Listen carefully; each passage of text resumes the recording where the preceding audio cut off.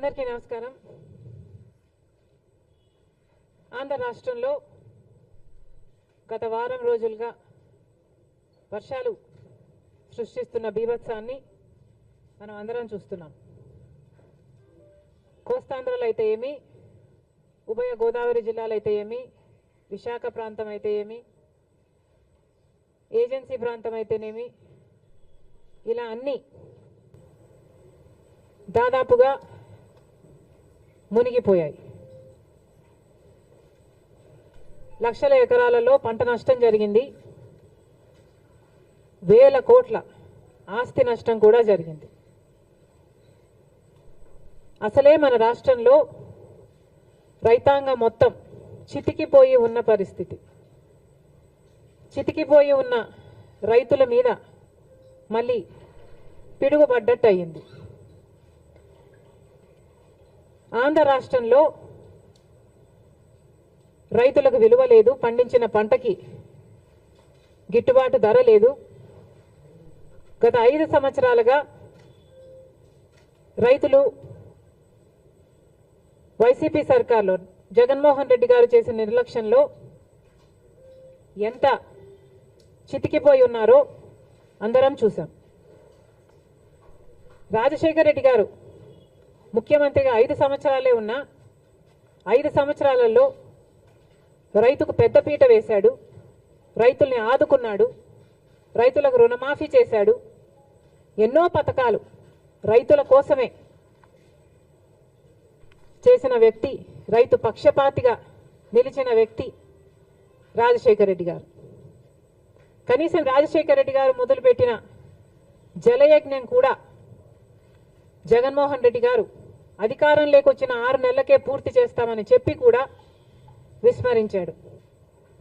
ఒక జలయజ్ఞంలో కొత్త ప్రాజెక్టులు కట్టడం కాదు కదా, అసలు ఉన్న ప్రాజెక్టులను కూడా కనీసం మెయింటెనెన్స్, కనీసం రిపేర్స్ కూడా చేయకపోతే ఎన్నో ప్రాజెక్టులలో గేట్లు ఊడి కూడా నదులలో తేలడం మేం చూసాం. అయినా సిగ్గనిపించలేదేమో. రైతుల కోసం 3,000 కోట్లతో ధర స్థిరీకరణ నిధి ఏర్పాటు చేస్తామని చెప్పారు. 1 సంవత్సరం కూడా పక్కన పెట్టలేదు. 4,000 కోట్లతో రైతులు పంట నష్టపోతే నష్టపరిహారం కింద పక్కన పెడతామన్నారు. 1 సంవత్సరం కూడా పెట్టలేదు. రాజశేఖర రెడ్డి గారు ఉన్నప్పుడు ఇన్పుట్ సబ్సిడీ అయితేనేమి, లేకపోతే డ్రిప్ మీద సబ్సిడీ అయితేనేమి, యంత్రాల మీద సబ్సిడీ అయితేనేమి, ఇలా ఎన్నో ఇచ్చి ఆదుకుంటే ఏది ఇవ్వకుండా రైతుల్ని ఘోరంగా ముంచేయడం గత 5 సంవత్సరాలుగా. రైతన్నవాడు అసలు ఆంధ్ర రాష్ట్రంలో అప్పే లేని రైతన్నవాడు లేకుండా మిగలకుండా పోయాడు. ఇంత చితికిపోయి ఉన్న రైతుల మీద ఈరోజు మళ్ళీ ఈ వర్షాల భారం. మరి రైతన్నవాడు ఏం చేయాలి? రైతులు ఎలా బతకాలి? ఇప్పుడు ముఖ్యమంత్రిగా చంద్రబాబు గారు ఉన్నారు. కూటమి సర్కార్ అధికారంలో ఉంది. మరి ఇప్పుడు కూడా రైతుల్ని ఆదుకోకపోతే ఆంధ్ర రాష్ట్రంలో అసలు రైతులే మిగలరు. ఇప్పటికే ఒకరోజే 10 సెంటీమీటర్లకు పైగా వర్షాన్ని ఎదుర్కొన్న ప్రాంతాలు ఎన్నో ఉన్నాయి.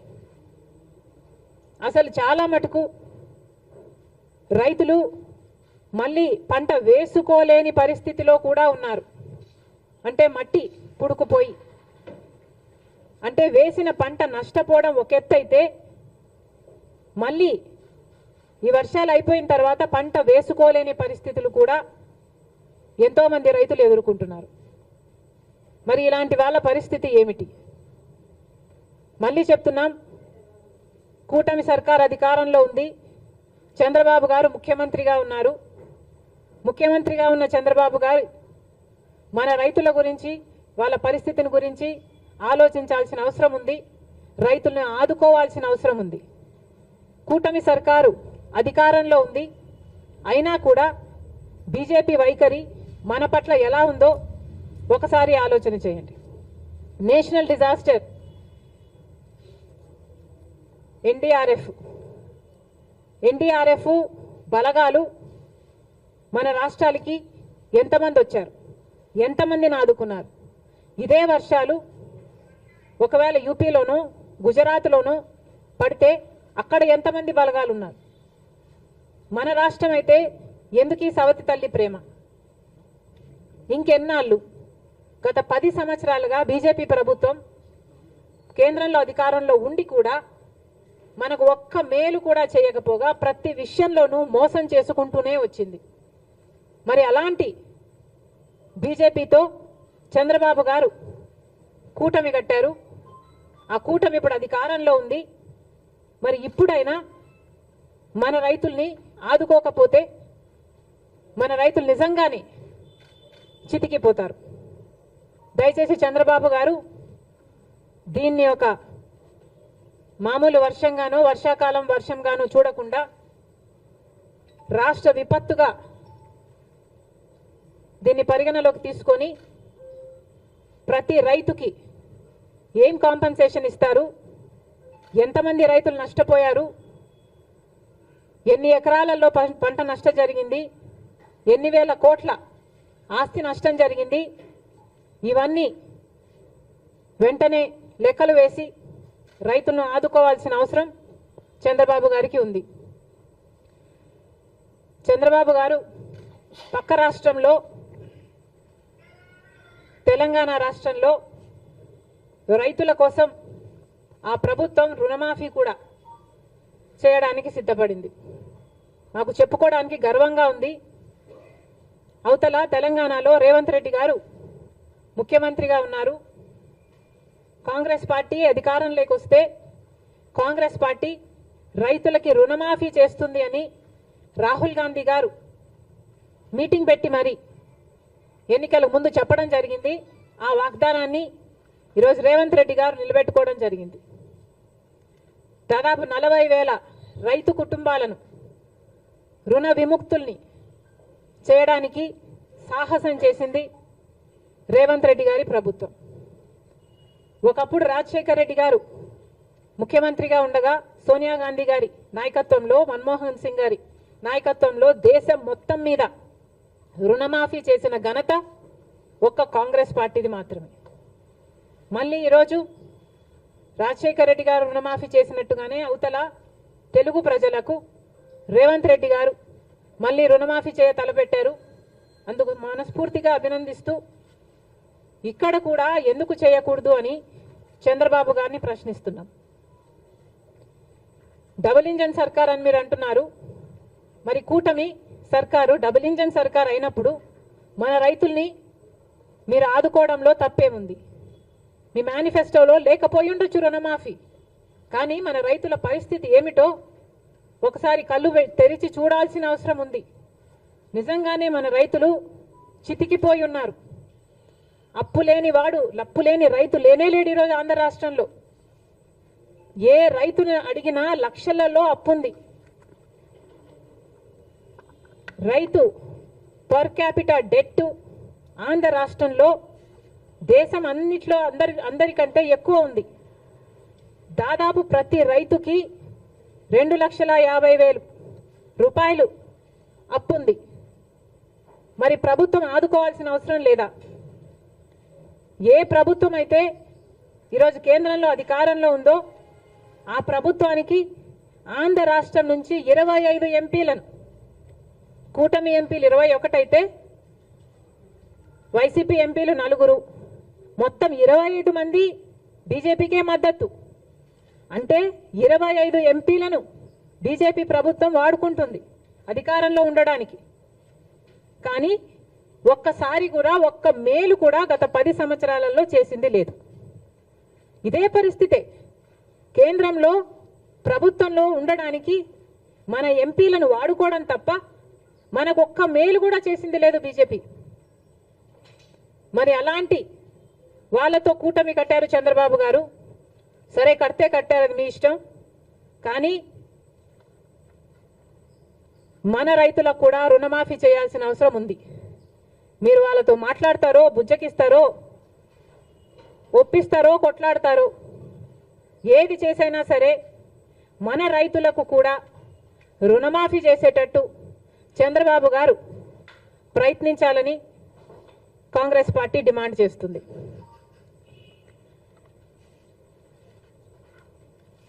ఇప్పుడు కేంద్రంలో బడ్జెట్ ప్రవేశపెట్టబోతున్నారు. బీజేపీ పార్టీ బడ్జెట్ ప్రవేశపెట్టబోతుంది. మరి కేంద్రంలో గత 10 సంవత్సరాలుగా బీజేపీ పార్టీ అధికారంలోనే ఉంది. షరా మామూలు అన్నట్టుగా వాళ్ళు ప్రతి సంవత్సరము బడ్జెట్ ప్రవేశపెడుతున్నారు. ఆంధ్ర రాష్ట్రానికి మోసం చేస్తున్నారు. ఒక్క మేలు కూడా ప్రకటించడం లేదు. మనమేమో గుండెలు బాదుకుంటున్నాం. షరా మామూలు అన్నట్టుగా ఇది తయారైంది. గత 10 సంవత్సరాలుగా ఇదే పరిస్థితి. ఈ సంవత్సరం ఏమైనా తేడా ఉంటుందా, మార్పు ఉంటుందా? చంద్రబాబు గారు సమాధానం చెప్పాలి.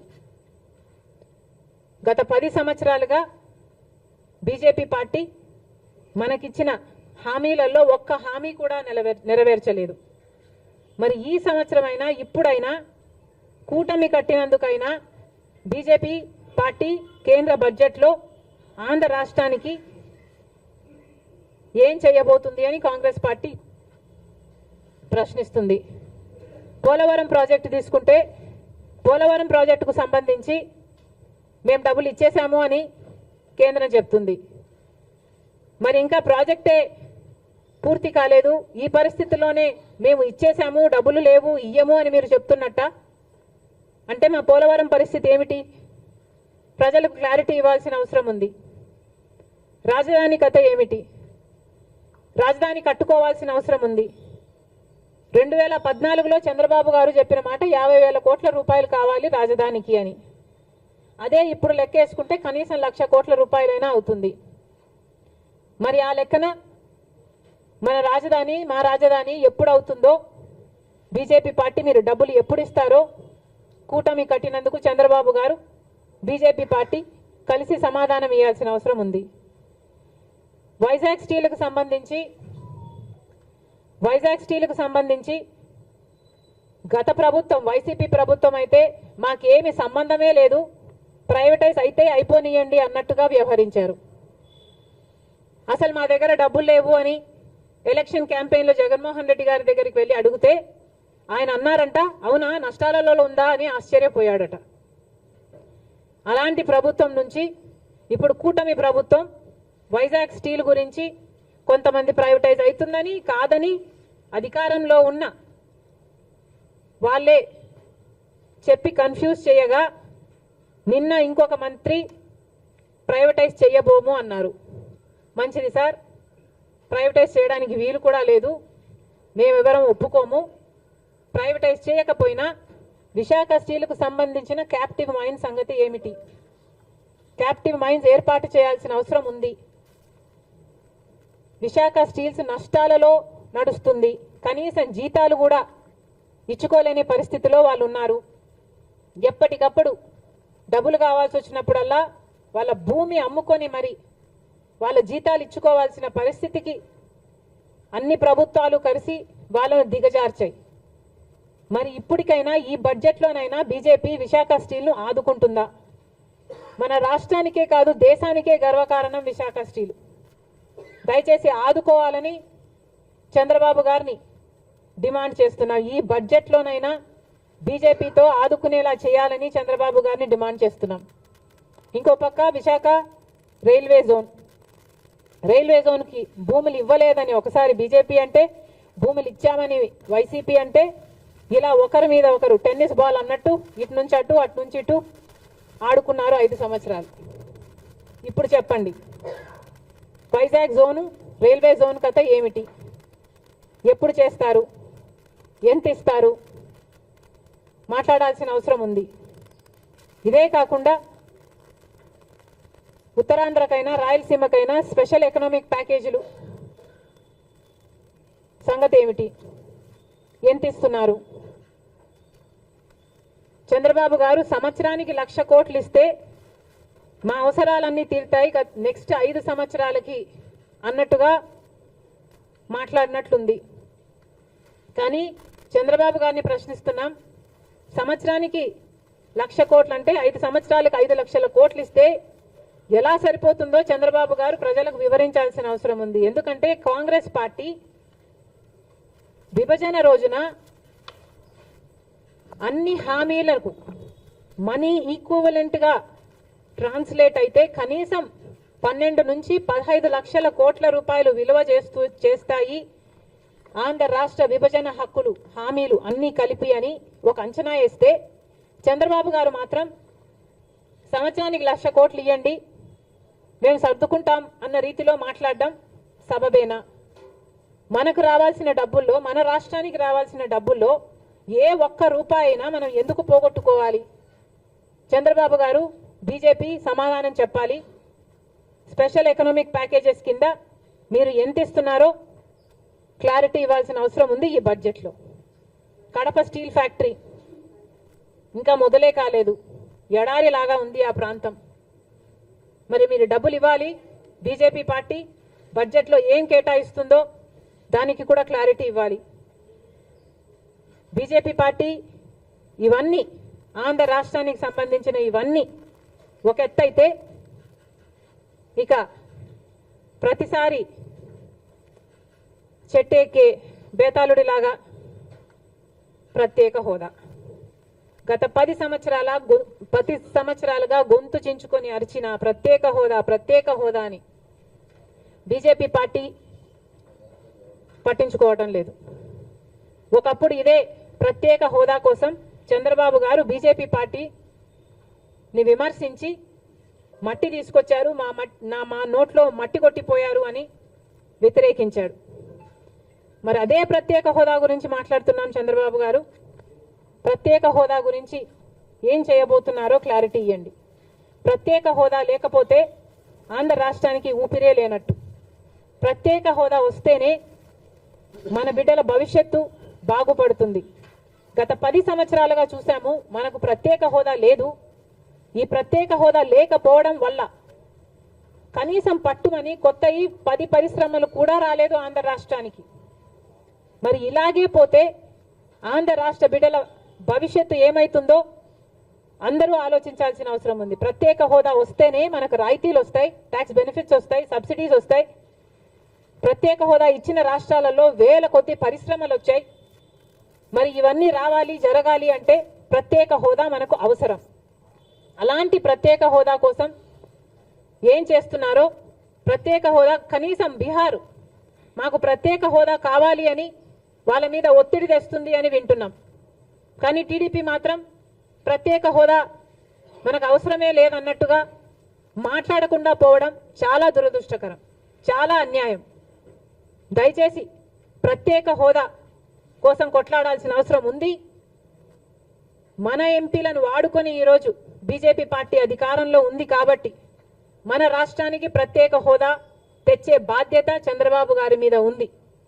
ఏ మోడీ గారైతే తిరుపతికి వచ్చి 5 సంవత్సరాలు కాదు 10 సంవత్సరాల ప్రత్యేక హోదా ఇస్తాను అని మాట ఇచ్చారో ఆ మాటని ఇప్పటికైనా నిలబెట్టుకోవాల్సిన అవసరం ఉంది అని కాంగ్రెస్ పార్టీ డిమాండ్ చేస్తుంది. ప్రత్యేక హోదా కోసం కాంగ్రెస్ పార్టీ డిమాండ్ చేస్తూనే ఉంటుంది. ఎందాకైనా కొట్లాడడానికి మేము సిద్ధం. ప్రత్యేక హోదాను మేము మర్చిపోనివ్వం.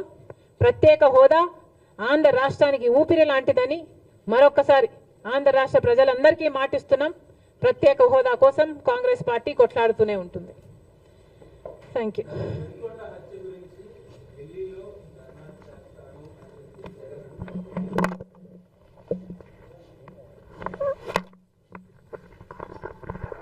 ఏది విత్తుతారో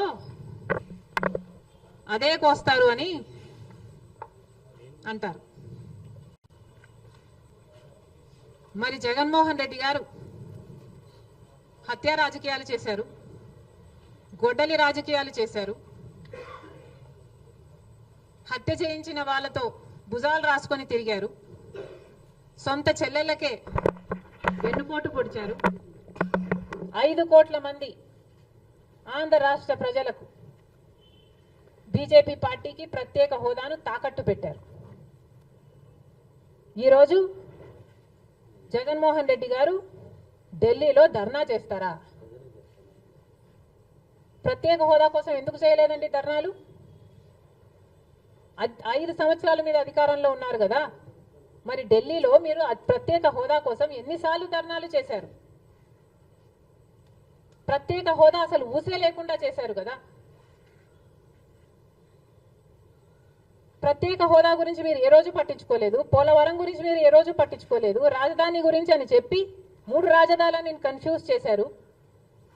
ఆఖరికి కడప స్టీల్ ఫ్యాక్టరీని కూడా మీరు పట్టించుకోలేదు.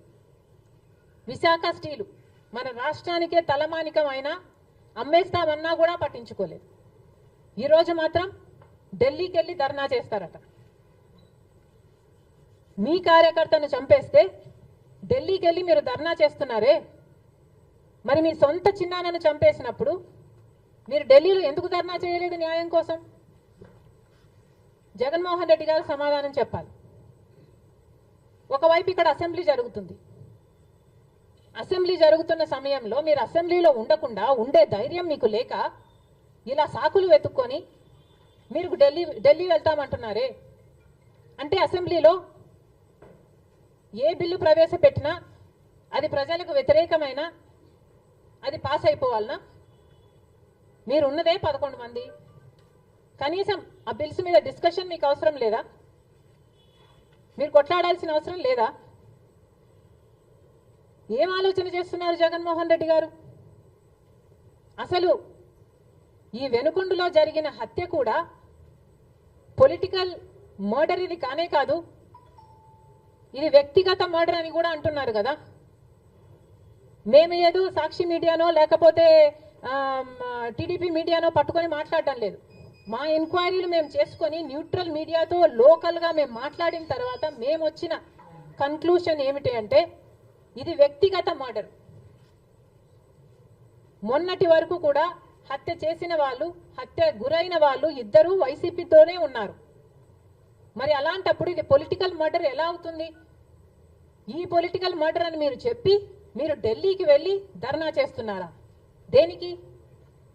మీ ఉనికి కాపాడుకోవడం కోసం, మీ పార్టీ కోసం అని చెప్తున్నారు.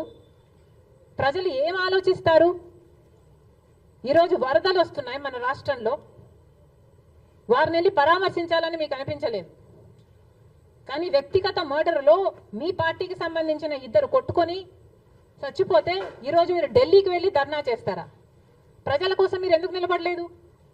మీ పార్టీ వాళ్ళు ఓటేస్తే మీరు గెలిచారా? మీ పార్టీ వాళ్ళ కోసమే మీరు ముఖ్యమంత్రి అయ్యారా? 5 సంవత్సరాలుగా మీరు ప్రజల కోసం పనిచేయలేదు, కానీ ఈరోజు ఢిల్లీకి వెళ్ళి ధర్నా చేస్తారట. సిగ్గుండాలి కదా. కానీ ఈ విషయంలో పోలీసులను కూడా అడుగుతున్నాం. నడి రోడ్డు మీద ఇలా హత్యలు చేసుకుంటుంటే పోలీసులు ఏం చేస్తున్నారు? ఆంధ్ర రాష్ట్ర పోలీసులుగా మీ బాధ్యత కాదా లా అండ్ ఆర్డర్ మెయింటైన్ చేయడం? ముఖ్యమంత్రి గారు, డిప్యూటీ ముఖ్యమంత్రి గారు చంద్రబాబు గారు, పవన్ కళ్యాణ్ గారిని కూడా ప్రశ్నిస్తున్నాం. మీ హయాంలో నడి రోడ్డు మీద ఇలా మర్డర్లు జరిగితే మీరు బాధ్యులు కారా? మీకు ఆపాల్సిన బాధ్యత లేదా? లా అండ్ ఆర్డర్ ఉన్నట్టా చచ్చిపోయినట్టా మన రాష్ట్రంలో? మళ్ళీ చెప్తున్నాం, మీరు జోక్యం చేసుకోండి, ఇలాంటివి కాకుండా చూసుకోండి. పోలీసులు కూడా అప్రమత్తంగా ఉండాలి. ఈ లా అండ్ ఆర్డర్ సిచ్యువేషన్ ని కంట్రోల్ చేయాల్సిన బాధ్యత పోలీసులకు ఉంది, ముఖ్యమంత్రికి ఉంది, డిప్యూటీ చీఫ్ మినిస్టర్కి ఉంది. దయచేసి మళ్ళీ ఇలాంటివి జరగకుండా చూడండి. Thank you.